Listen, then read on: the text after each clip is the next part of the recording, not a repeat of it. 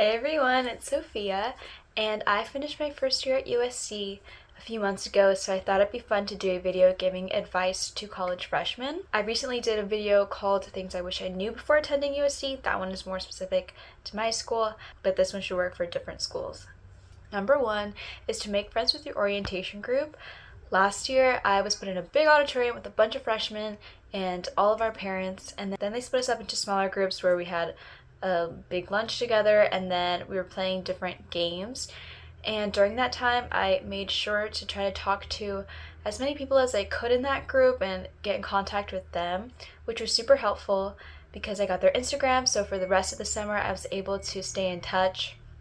And then a couple of them actually ended up being friends that I continued to see throughout the school year, and I would go to lunch with them. One actually lived like right across from me, so that was very helpful. It made me feel like I wasn't alone on my first day, and honestly it just made me feel a little bit less nervous during move-in because I knew, okay, at least I know a few people here. Number two is to join clubs and organizations. I know that this one's like pretty obvious, but I think it's really helpful. You can meet people with the same interests as you can make friends that way, and then it also gives you time to do something other than school if you're not in sports or anything like that. So it gets your mind off of school, it builds friendships, and you get to do things that you like to do, and it's something that you can actually choose as opposed to classes. Number three is to spend the least amount of time in your dorm. Kind of think of your dorm as a hotel room almost, where you're out during the day and then you come back maybe in the afternoon or the evening, or like at some point in between to kind of refresh. I recommend doing this because it kind of forces you to do things outside of your little living space, and again, like, you're able to make friends, you're able to explore campus, and then once you come back from all of that, you have kind of like your one little safe space that is curated by you to relax and not have to think about school. Number four is to take classes that you're more interested in. So like I was kind of saying earlier, there's many classes that you don't get the option of choosing. Like, there's many GEs that you have to fulfill certain categories, and within that you can kind of find classes that you're more interested in if you have to take that category. So try to find the easier ones. Don't try to find the hardest GE that you can find, because that's what your major classes are for. Those are going to be harder. So try to find easier GEs or overlapping GEs. It just makes the class a little bit more interesting. You're a little bit more enticed to go if you know that the topic is slightly more interesting. Number five is to research dorms and housing before you pick them. Last year I was watching videos on different freshman housing, so I was looking at like Burn Cranton, New North, and Party, and just to see what I liked the best, which one was going to be closer to campus, which one people liked more, what was kind of like the vibe of each one, and that's how I learned which dorm I wanted to live in. I definitely recommend picking the one that you want before the housing portal opens, just that way you can get in, pick the ones that you want, and then get out. You don't have to sit there and research them at that point. Number six is to be a considerate roommate. I think that sometimes people forget that it's a shared space, so please, like, don't be too loud, don't leave a mess on your side, make sure to clean up after yourself. You don't want your side to be super messy or like cause any odors if you leave things out. Just things that you wouldn't want somebody else to do in your room, don't do it in their room, because it's a shared space for both of you guys. Number seven is to message incoming students on social media.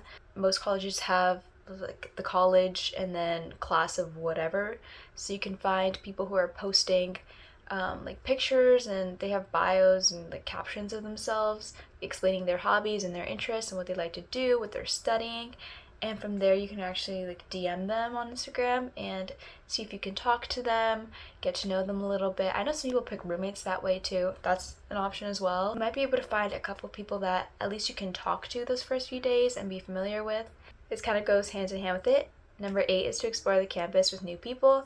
So if there's somebody that you have been messaging on social media, or somebody from your orientation group that you met, or even your roommate, somebody, like, get them to explore campus with you, walk around, see what things that you can find. Maybe you didn't see that when you were doing your campus tour, and that way you guys are like walking and talking, getting to know each other, making friends, or seeing if you are compatible or not. If not, that's okay, that's life. but at least you get to meet other people and also explore campus. That way you're not so lost on the first week of school. Number 9, find different study spots. There are so many places around campus that you can study, whether it's like in the library, outside. Sometimes there's designated study lounges in certain buildings, so I really recommend going to those, not studying so much in your room, just because, again, I feel like your room is, you're supposed to be your safe space. You don't want to bring any outside stress from school into your room. You really want to separate it as much as possible, which is already hard to do because you go to school where you live when you're in college because your dorm is right on campus. I find that it's better to just do as much of your homework as possible outside and then have like more fun inside of your dorm, more time for relaxation. And finally, number 10 is to introduce yourself to your professors and talk to the people in class around you. It's good to talk to your professors and have them get to know you a little bit, because then they might be more helpful to you. They might be like nicer if you ever have to reach out to them for office hours or anything like that. Then they kind of know your name. They might be more inclined to help you out. And talking to people in class next to you, this is helpful. Again, this is other ways to make friends, and if not, then maybe you can just get their social media, and then if you guys ever need help in that class, you can at least help each other kind of as partners. Or if there's ever a day where you guys are going to need to find partners, then you at least have somebody. You don't have to be stressing about, okay, who can I partner up with? That is all of my advice for incoming college freshmen. I hope that you guys have a really great year and that this advice helps you at least a little bit. Thank you guys so much for watching, and I'll see you guys next time. Bye!